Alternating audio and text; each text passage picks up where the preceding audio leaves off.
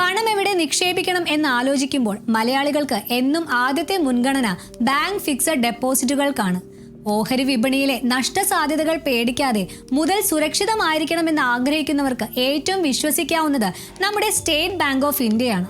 നിങ്ങൾ ഒരു 5 ലക്ഷം രൂപ SBIയിൽ 10 വർഷത്തേക്ക് സ്ഥിര നിക്ഷേപം നടത്തിയാൽ കാലാവധി കഴിയുമ്പോൾ എത്ര രൂപ കയ്യിൽ കിട്ടും?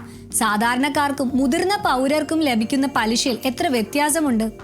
SBIയുടെ ഏറ്റവും പുതിയ പലിശ നിരക്കുകൾ നമുക്കൊന്ന് പരിശോധിക്കാം. രാജ്യത്തെ ഏറ്റവും വലിയ പൊതുമേഖലാ ബാങ്കായ SBIയിൽ 7 ദിവസം മുതൽ 10 വർഷം വരെ കാലാവധിയിൽ പണം നിക്ഷേപിക്കാം. വെറും 1000 രൂപ മുതൽ നിക്ഷേപം തുടങ്ങാമെന്നും ഇതിന്റെ പ്രത്യേകതയാണ്. RBI റിപ്പോ നിരക്കുകൾ കുറയ്ക്കുന്നതനുസരിച്ച് ബാങ്കുകൾ പലിശ കുറയ്ക്കുന്നുണ്ടെങ്കിലും മറ്റു പല ബാങ്കുകളെ അപേക്ഷിച്ച് SBI ഇപ്പോഴും സുരക്ഷിതമായ പലിശ നൽകുന്നുണ്ട്. SBIയുടെ പ്രധാന പലിശ നിരക്കുകൾ ഇങ്ങനെയാണ്.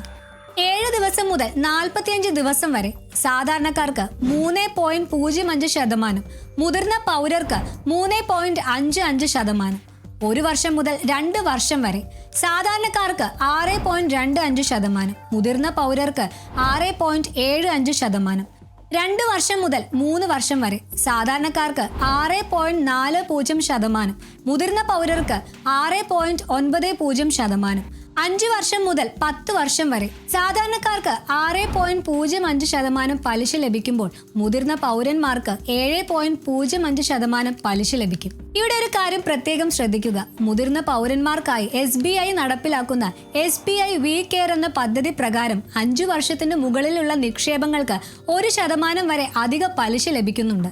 നിങ്ങൾ 5 ലക്ഷം രൂപ 10 വർഷത്തേക്ക് നിക്ഷേപിച്ചാൽ എത്ര കിട്ടുമെന്ന് നോക്കാം. സാധാരണക്കാർക്ക് നിങ്ങൾക്ക് ലഭിക്കുന്ന ആകെ പലിശ 4,11,488 രൂപയായിരിക്കും. അതായത് 10 വർഷം കഴിയുമ്പോൾ നിങ്ങളുടെ കയ്യിൽ മൊത്തം 9,11,488 രൂപ ലഭിക്കും. മുതിർന്ന പൗരന്മാർക്ക് ഇവിടെയാണ് നിക്ഷേപം ഇരട്ടിയാകുന്നത്.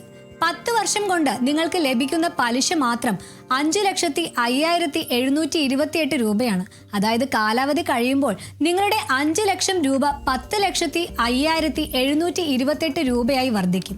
നിക്ഷേപിച്ച തുകയേക്കാൾ കൂടുതൽ പലിശയായി ലഭിക്കുമെന്നതാണ് മുതിർന്ന പൗരന്മാരുടെ നിക്ഷേപത്തിന്റെ ഏറ്റവും വലിയ മെച്ചം.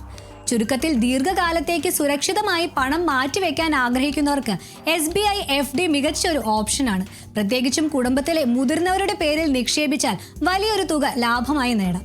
ഈ വിവരങ്ങൾ നിങ്ങളുടെ സുഹൃത്തുക്കൾക്കും കുടുംബാംഗങ്ങൾക്കും ഷെയർ ചെയ്യുക. ബാങ്ക് പലിശ നിരക്കുകളെക്കുറിച്ചോ മറ്റ് സാമ്പത്തിക കാര്യങ്ങളെക്കുറിച്ചോ സംശയമുണ്ടെങ്കിൽ താഴെ കമന്റ് ചെയ്യുക. കൂടുതൽ നിക്ഷേപ വാർത്തകൾക്കായി മണി ന്യൂസ് മലയാളം സബ്സ്ക്രൈബ് ചെയ്യാൻ മറക്കല്ലേ. നന്ദി.